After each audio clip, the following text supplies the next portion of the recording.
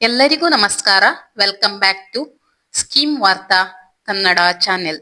ಇವತ್ತಿನ ಸುದ್ದಿ ವಿಶೇಷ ಏನು ಅಂತ ಹೇಳಿದ್ರೆ, ನಮ್ಮ ಮಹಿಳಾ ಮತ್ತು ಮಕ್ಕಳ ಕಲ್ಯಾಣ ಇಲಾಖೆಯ ಸಚಿವೆಯಾದಂತಹ ಲಕ್ಷ್ಮಿ ಹೆಬ್ಬಾಳ್ಕರ್ ಮೇಡಂ ರವರು ಸದನದಲ್ಲಿ ಬಾಕಿ ಇರುವಂತಹ ಫೆಬ್ರವರಿ ಮತ್ತು ಮಾರ್ಚ್ ಗೃಹಲಕ್ಷ್ಮಿ ಹಣವನ್ನ ಬಿಡುಗಡೆ ಮಾಡುತ್ತೇವೆ ಅಂತ ಹೇಳಿ ಆಶ್ವಾಸನೆ ನೀಡಿದ್ರು ಇದುವರೆಗೂ ಜಮಾ ಆಗಿಲ್ಲ. ಅಂದ್ರೆ 24ನೇ ಕಂತು ಬಿಡುಗಡೆ ಮಾಡಿದ್ರು, ಇನ್ನು ತುಂಬಾ ಜನರ ಅಕೌಂಟಿಗೆ ಇನ್ನು ಕೂಡ ಜಮಾ ಆಗ್ತಾ ಇಲ್ಲ. ಇನ್ನು ಗೃಹಲಕ್ಷ್ಮಿ ಹಣ ಬಂದಿದೆ ಎಂದು ತಕ್ಷಣ ಮಹಿಳೆಯರು ಎಂತ ಮಾಡ್ತಾರೆ ಅಂತ ಹೇಳಿದ್ರೆ, ಬ್ಯಾಂಕಿಗೆ ಅಲೆದಾಡಿ ಅಕೌಂಟ್ ಅಲ್ಲಿ ಚೆಕ್ ಮಾಡಿಸಿ ಹಣ ಬಂದಿಲ್ಲ ಎಂದು ಹಿಂದಿರುಗಿ ಬರ್ತಾ ಇದ್ರು. ಅದು ಅಲ್ಲದೆ ಅಕ್ಕಪಕ್ಕದವರಿಗೆ ಹಣ ಬಂದಿದೆ, ನನಗೆ ಯಾಕೆ ಹಣ ಬಂದಿಲ್ಲ ಅಂತ ಹೇಳಿ ಬ್ಯಾಂಕಿಗೆ ಹೋಗಿ ಸುಮ್ಮನಿರದೆ ಅದಕ್ಕೆ ಸಂಬಂಧಪಟ್ಟ ಕಚೇರಿಗೆ ಅಲೆದಾಡಿ ಅಧಿಕಾರಿಗಳ ಹತ್ರ ಹೋಗಿ ಗೃಹಲಕ್ಷ್ಮಿ ಹಣ ಬಂದಿಲ್ಲ ಯಾಕೆ ಎಂದು ಅಲ್ಲಲ್ಲಿ ಅಲೆದಾಡ್ತಾ ಇದ್ರು. ಇನ್ನು ಸರ್ಕಾರದ ಪಂಚ ಗ್ಯಾರಂಟಿ ಯೋಜನೆಗಳಲ್ಲಿ ಗೃಹಲಕ್ಷ್ಮಿ ಯೋಜನೆ ಪ್ರಮುಖವಾಗಿದೆ. ಇದು ರೇಷನ್ ಕಾರ್ಡ್ಗಳ ಮುಖಾಂತರ, ಅಂದ್ರೆ ಬಿಪಿಎಲ್ ಆಗಿರ್ಲಿ ಎಪಿಎಲ್ ಆಗಿರ್ಲಿ ಯಾವುದೇ ಕಾರ್ಡ್ ಇದ್ರೂ ಕೂಡ ಅವರ ಕುಟುಂಬದ ಹಿರಿಯ ಮಹಿಳೆಗೆ ಪ್ರತಿ ತಿಂಗಳು 2,000 ಹಣವನ್ನ ನೇರವಾಗಿ ಅವರ ಖಾತೆಗೆ ಟ್ರಾನ್ಸ್ಫರ್ ಮಾಡ್ತಾ ಇದ್ರು. ಇನ್ನು ಇತ್ತೀಚೆಗೆ ಗೃಹಲಕ್ಷ್ಮಿಯರ ಅಕೌಂಟಿಗೆ ಹಣ ಬರ್ತಾ ಇಲ್ಲ ಎಂದು ಎಲ್ಲರ ಆರೋಪ. ನಾವು ಸರ್ಕಾರದಿಂದ 2,000 ಹಣವನ್ನು ಕೇಳಿರ್ಲಿಲ್ಲ, ಸರ್ಕಾರವೇ ನಿಮಗೆ ಪ್ರತಿ ತಿಂಗಳು 2,000 ಹಣವನ್ನ ಕೊಡ್ತೇನೆ ಅಂತ ಹೇಳಿ ಭರವಸೆವನ್ನ ಕೊಟ್ಟಿದ್ರು. ಈಗ 24ನೇ ಕಂತಿನ ಹಣವನ್ನು ಕೂಡ ರಿಲೀಸ್ ಮಾಡಿದ್ದಾರೆ ಅಂತ ಹೇಳಿ ಅವರು ಹೇಳ್ತಾ ಇದ್ದಾರೆ. ಆದ್ರೆ ನಮ್ಗೆ ಕೆಲವೊಂದು ಕಡೆ ಅನಿಸುವಂತದ್ದು, ಕೆಲವು ಕಡೆ 19ನೇ ಕಂತು ಬಂದಿಲ್ಲ, ಇನ್ನು ಕೆಲವು ಕಡೆ 20 ಕಂತು ಬಂದಿಲ್ಲ, ಈಗ 24ನೇ ಕಂತು ಅಂತ ಹೇಳ್ತಾ ಇದ್ದಾರೆ. ಅಂದ್ರೆ ಎಲ್ಲರಿಗೂ ಸರಿ ಸಮಾನವಾಗಿ ಹಣವನ್ನ ಹಂಚಿಕೆ ಮಾಡಬೇಕಲ್ಲವೇ?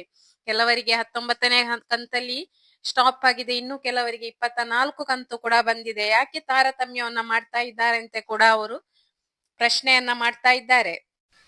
ಈಗ ಆಲ್ರೆಡಿ 24ನೇ ಕಂತನ್ನ ರಿಲೀಸ್ ಮಾಡಿದ್ದಾರೆ, ಆದ್ರೆ ನಿಮ್ಮ ಅಕೌಂಟಿಗೆ ಹಣ ಬಂದಿದ್ಯಾ ಅಥವಾ ಇಲ್ವಾ, ಅಲ್ಲ ಇನ್ನು ಯಾವಾಗ ಬರುತ್ತೆ? ಈ ರೀತಿಯ ಹಲವಾರು ಪ್ರಶ್ನೆಗಳು ಎಲ್ಲರ ಮನಸ್ಸಲ್ಲಿ ಕೂಡ ಬರುತ್ತೆ.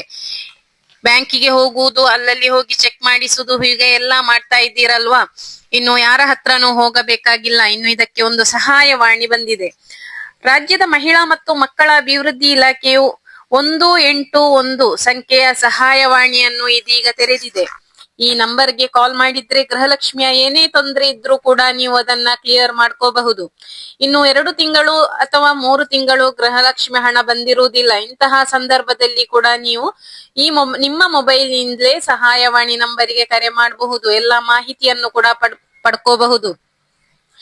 ಅಂದ್ರೆ ನೀವು ಬೇರೆ ಎಲ್ಲಿ ಕೂಡ ಅಲೆದಾಡುವಂತಹ ಅವಶ್ಯಕತೆ ಇಲ್ಲ. ಬ್ಯಾಂಕಿಗೆ ಹೋಗಿ ಚೆಕ್ ಮಾಡಿಸ್ಕೋಬೇಕಾಗಿಲ್ಲ, ಅಥವಾ ಅಕ್ಕಪಕ್ಕದವರ ಹತ್ರ ತಮ್ಮ ಅಕೌಂಟ್ಗೆ ಮೆಸೇಜ್ ಬಂದಿದ್ಯಾ ಅಂತ ಹೇಳಿ ಕೂಡ ಚೆಕ್ ಮಾಡಿಸುವಂತಹ ಅವಶ್ಯಕತೆ ಇರುವುದಿಲ್ಲ. ನೀವು ಡೈರೆಕ್ಟ್ ಆಗಿ ಈ 181 ನಂಬರಿಗೆ ಕರೆ ಮಾಡಿ ಎಲ್ಲಾ ಮಾಹಿತಿಯನ್ನ ನೀವೇ ಪಡ್ಕೋಬಹುದು.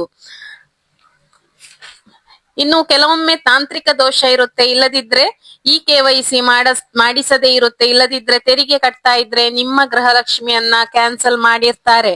ಅಂದ್ರೆ ಕೆಲವರಿಗೆ ತುಂಬಾ ತಿಂಗಳಿಂದ ಹಣ ಬರ್ತಾ ಇರುವುದಿಲ್ಲ ಅಂತವರು, ನೀವು ತೆರಿಗೆ ಕಟ್ತಾ ಇದ್ದೀರಾ ಅಥವಾ ನಿಮ್ಮಲ್ಲಿ ಈ KYC ಮಾಡ್ತಾ ಇಲ್ವಾ, ಅಥವಾ ಏನಾದ್ರೂ ನಿಮ್ಮ ಬ್ಯಾಂಕ್ ಅಕೌಂಟ್ ಅಲ್ಲಿ ತೊಂದರೆ ಇದೆಯಾ ಅಂತ ಕೂಡ ಚೆಕ್ ಮಾಡಿಸಬಹುದು. ಅದನ್ನು ಕೂಡ ನೀವು ಈ 181 ನಂಬರಿಗೆ ಕರೆ ಮಾಡಿ ಅಲ್ಲಿ ಕೂಡ ನೀವು ಮಾಹಿತಿಯನ್ನ ಪಡ್ಕೋಬಹುದು. ಗೃಹಲಕ್ಷ್ಮಿಯನ್ನ ಕ್ಯಾನ್ಸಲ್ ಮಾಡಿದ್ರೆ ಕೂಡ ನೀವು ಸಹಾಯವಾಣಿಗೆ ಕರೆ ಮಾಡಿ ಅದಕ್ಕೆ ಬೇಕಾದಂತಹ ನಿಖರವಾದ ಮಾಹಿತಿಯನ್ನ ಪಡೆಯಬಹುದಾಗಿದೆ.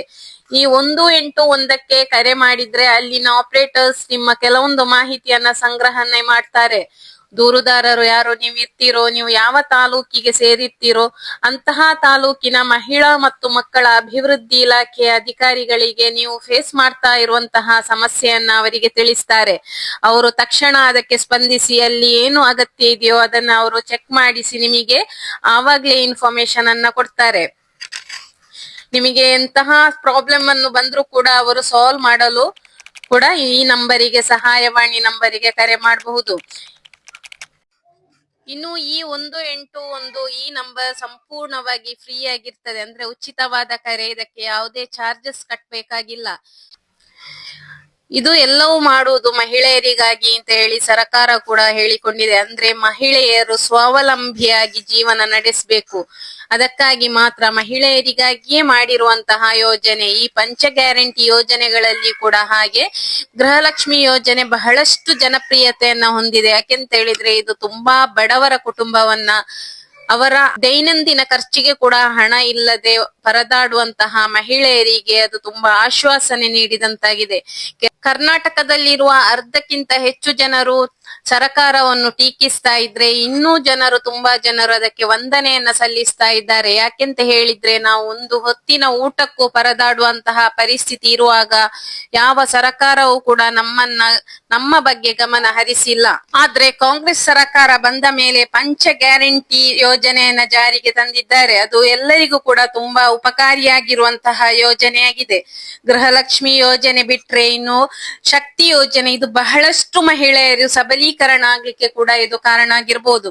ಕೆಲವೊಂದು ಅವರು ಕೆಲ್ಸಕ್ಕೆ ಹೋಗ್ತಾ ಇದ್ರು ಕೂಡ ಬಸ್ ಚಾರ್ಜ್ ಅನ್ನೇ ಕೊಟ್ಟು ಅವರ ಅರ್ಧ ಸಂಬಳವನ್ನು ಕೂಡ ಅವರು ಬಸ್ಸಿಗೆ ಕೊಡ್ತಾ ಇದ್ರು. ಅಂತಹ ಸಂದರ್ಭದಲ್ಲಿ ಕಾಂಗ್ರೆಸ್ ಸರ್ಕಾರ ಪಂಚ ಗ್ಯಾರಂಟಿ ಯೋಜನೆಯಲ್ಲಿ ಒಂದಾದ ಶಕ್ತಿ ಯೋಜನೆಯನ್ನ ತಂದು ನಮ್ಗೆ ತುಂಬಾ ಉಪಕಾರಿಯಾಗಿದೆ ಮಹಿಳೆಯರಿಗೆ ಅಂತ ಕೂಡ ಹೇಳಿದ್ದಾರೆ. ಇದಾಗಿತ್ತು ಇವತ್ತಿನ ವಿಶೇಷ ಮಾಹಿತಿ. ನಿರಂತರವಾಗಿ ನೋಡ್ತಾ ಇರಿ ಸ್ಕೀಮ್ ವಾರ್ತಾ ನ್ಯೂಸ್ ಚಾನೆಲ್ ಅನ್ನ. ಅದೇ ರೀತಿ ಲೈಕ್ ಕೊಡುವ ಮೂಲಕ ಸಪೋರ್ಟ್ ಮಾಡಿ. ಇಷ್ಟರವರೆಗೆ ಯಾರೆಲ್ಲ ಸಬ್ಸ್ಕ್ರೈಬ್ ಮಾಡಿ ಸಪೋರ್ಟ್ ಮಾಡ್ತೀರಾ ಅವರಿಗೆಲ್ಲರಿಗೂ ಧನ್ಯವಾದಗಳು. ಇನ್ನು ಮುಂದೆಯೂ ಸಪೋರ್ಟ್ ಮಾಡ್ತಾ ಇರಿ. Thank you for watching.